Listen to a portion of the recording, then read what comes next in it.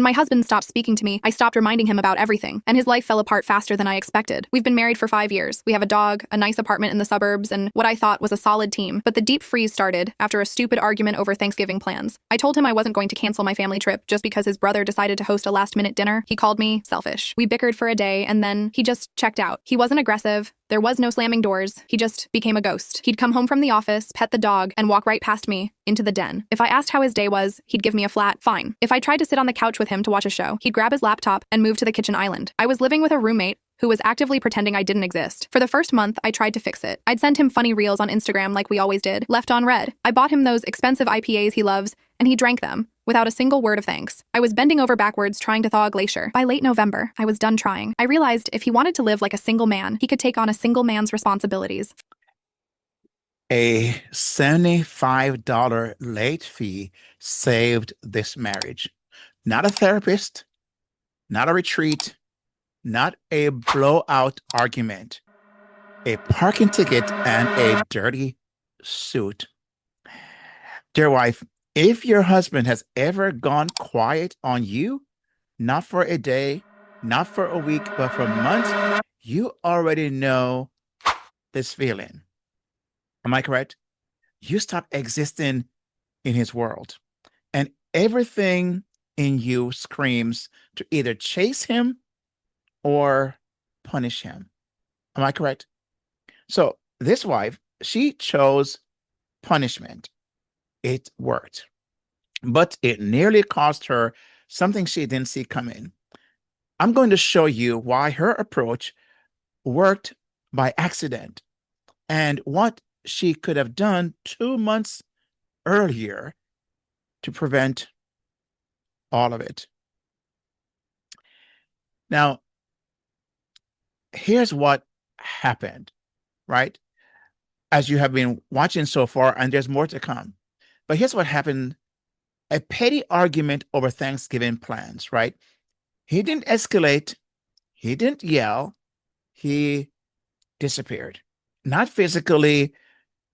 He disappeared emotionally. He started treating her like a ghost. She'd sit next to him. He moved to another room. She'd ask a question.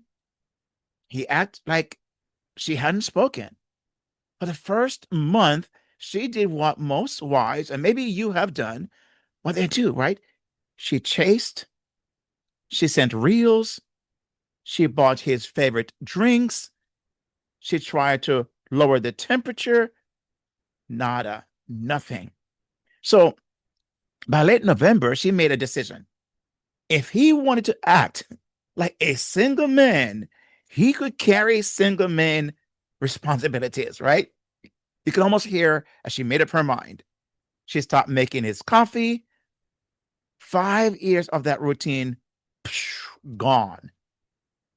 He noticed immediately. And here's his response. Typical man, right? I'm one. Is the coffee maker broken? No. She just made enough for herself. Then she stopped sending calendar reminders, car registration, calling his mom, dry cleaning. All the invisible labor she had been carrying, she set it down. That's when the $75 late fee hit, right? He came to her frustrated. Did you forget to remind me? And she delivered the line that changed everything. She looked at him, and I can almost see her now. I assumed you had your own schedule handled. Ooh, ooh, wow. He probably didn't see that coming. But it actually created something that maybe got his attention. Okay, so let's see what else she had to say about what transpired. First, I stopped the morning coffee routine. For 5 years, I woke up 15 minutes early, ground the beans, and had his travel mug hot and waiting by the door. That Monday, I only made enough for myself. When he stumbled into the kitchen looking for his mug, he just stood there, confused. Is the coffee maker broken? He asked. I took a sip from my cup and said, no, I just made enough for me. He blinked, grabbed his keys, and bought Starbucks for 3 weeks straight. Then, I stopped the calendar reminders. Jake is notoriously forgetful. I was the one who reminded him to call his mom on Sundays, pay his car registration, and pick up his dry cleaning. I let it all slide. In mid-December, he got a $75 late fee on his car tags. He came into the living room, holding the mail, looking frustrated. "Hey, did you forget to remind me about the registration?" he asked. I looked up from my book and said, "I assumed you had your own schedule handled." The breaking point was the dry cleaning. He had a huge presentation at work, the kind he needed his good Navy suit for, but I hadn't dropped it off. I only took my own clothes. The morning of his pitch, he was tearing through the closet. "Where's my blue suit?" he yelled, frantic. "It's in your hamper, Jake," I said, calmly applying my mascara. He stood in the doorway, staring at me like I had two heads. "Why didn't you take it to the cleaners?" "Because," I said, pausing, "I'm not your maid." As you have been watching so far, let me just say this. The $75 wasn't the breaking point. The breaking point was a suit. He had a high stakes work presentation. He went to his closet. His Navy suit, the one he needed, was still in the hamper, dirty, unprepared, because she hadn't taken it to the cleaners. I mean, so of course he came to her panicked. "Why didn't you take care of it?" And she didn't raise her voice. She didn't cry. She looked at him and said, "I'm not your maid. And I'm certainly not doing favors for a man who hasn't looked me in the eye since Halloween." Ooh. Then he uttered these words. He said, "Are you doing this on purpose?" And then she retorted in that moment, without skipping a beat, without raising her voice, she said, "I've been trying to connect with you for 2 months. You wanted space, so I gave it to you, all of it." And that's when something broke in him. Oh, something broke in him. Well, what was that? Well, before I tell you what it is, let me let you hear what she said and what happened. Let's "And I'm watch. certainly not doing favors for a man who hasn't looked me in the eye since Halloween." He went completely still. The panic over the suit just vanished. "Are you doing this on purpose?" he asked, his voice dropping. I turned around and looked right at him. "I've been trying to connect with you for 2 months. You wanted space, so I gave it to you. All of it." He rubbed the back of his neck, suddenly looking exhausted. I didn't realize how cold I was being," he mumbled. "I was just mad, and then I didn't know how to snap out of it. I'm sorry." I nodded, holding his gaze. "I appreciate the apology," I said, "but you'd better find a different tie, because that suit is still dirty." I just love her demeanor, right? I just imagine, but I want to say this: as much as I love her demeanor and what she seemingly hold in her position, but here is what he said when something clicked for him. He said, "I didn't realize how cold I was being. I was just mad. And then I didn't know how to snap out of it. I'm sorry." Dear wife, hear that last line? I didn't know how to snap out of it. He wasn't punishing her. He was stuck. He was stuck. Now, here's where most relationship content stops, right? They tell you she matched his energy. She showed him what it feels like. Good for her. And on the surface, that's exactly what happened. She withdrew. He felt the withdrawal. He woke up, case closed, right? Hmm.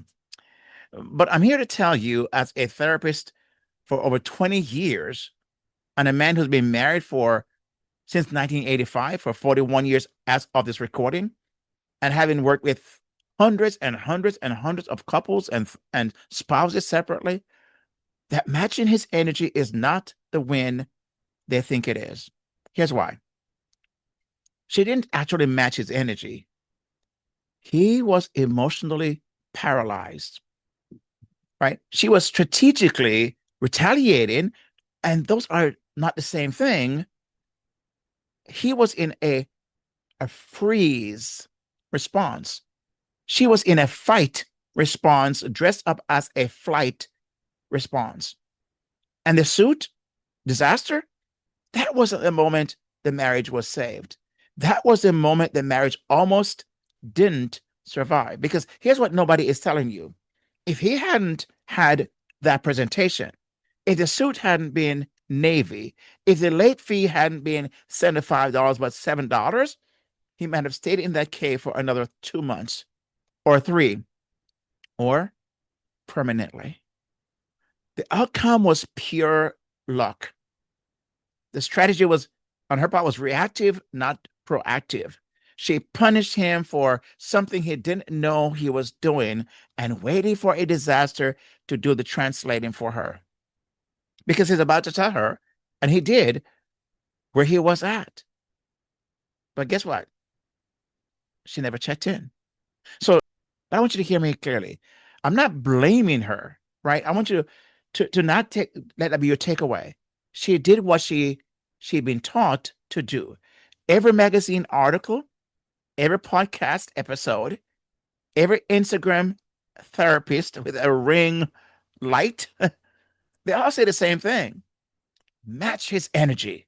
Show him how it feels. Protect your peace. Those are the outside voices, right?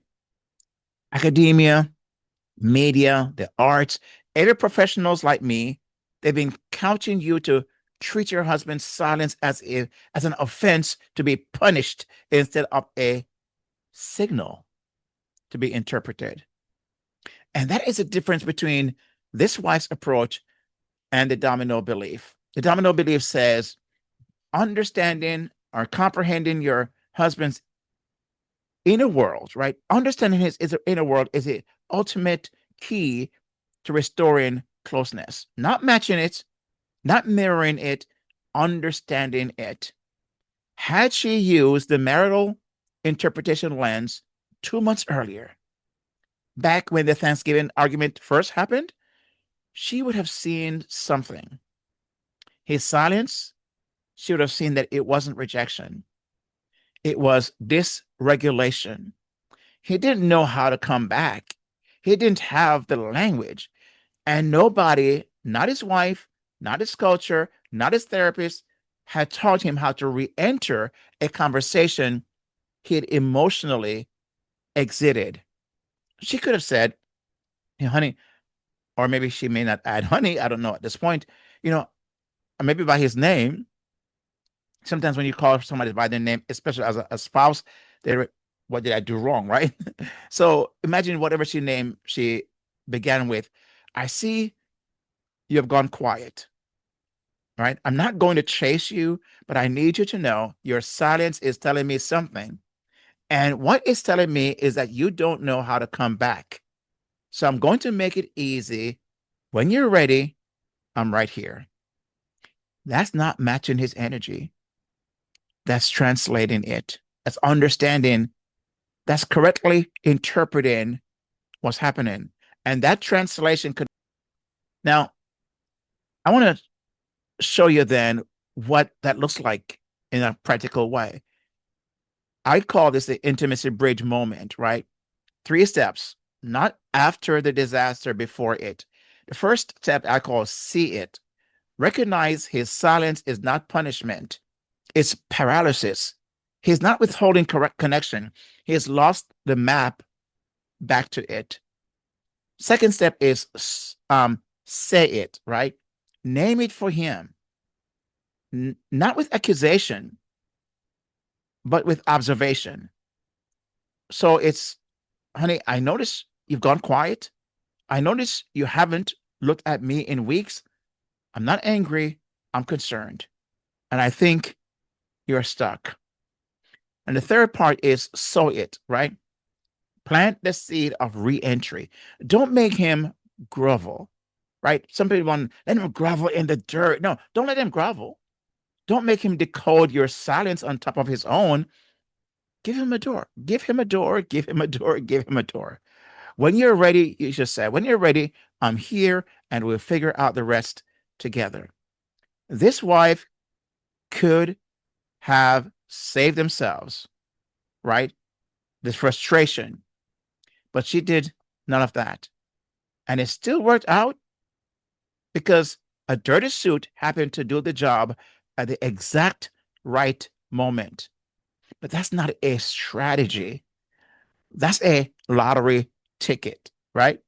So I want to say to you, dear wife, if you're living with a silent husband right now, I want you to hear me. Don't wait for a $75 disaster to do your translating for you. Don't match his energy. Match his need even when he can't name it. Because the man who said, I didn't know how to snap out of it, is the same man sitting in your house right now. He's not rejecting you, he's stuck. And the fastest path back to closeness isn't punishment. What did I say? It's interpretation. And so sometimes it's like, how do you begin this process? Well, I wrote something for your husband, dear wife. It's called The Letter Your Husband Wishes He Could Write. It says everything he's been unable to say in his own voice from his own inner world. I want you to download it, read it, and then here's the part most people skip. Share it with him. Ask him, is this what you've been trying to say? Let that letter start the conversation your silence could not. And the link is below, but it's also right here. buildyourhappiermarriage.com/letter and get your copy today. If you're a husband watching this, maybe you may want to get it or ask your wife or get it for her and say, honey, I found something that helps me say what I've been wanting to say, but did not know how to say that. Is this letter. I want for you to read it, and then we can talk about it later. You could do that as a husband. Remember this, that the scripture says, unless the Lord builds a house, they labor in vain who builds it. You want to invite God also into this moment, because why wait 2 months? Why wait this time of silence? Why not begin to break that before it gets to this point? So the intimacy bridge: see it, say it, sow it. That's how you build the bridge back. That's how you begin to build closeness. And correctly interpreting your husband's inner world is the fastest way to rebuild closeness without rejection, without feeling like you are a pest, without feeling as if you're intruding. That's the fastest way. And that's why that letter is a great place to start. Now, let me just say that you're going to see a video popped up on the screen. I want you to watch that one as well, but I would love for you to share this one with at least one other person, one other wife, one other couple. And I'd love for you, if you've not yet subscribed to the channel, please to go ahead and do so.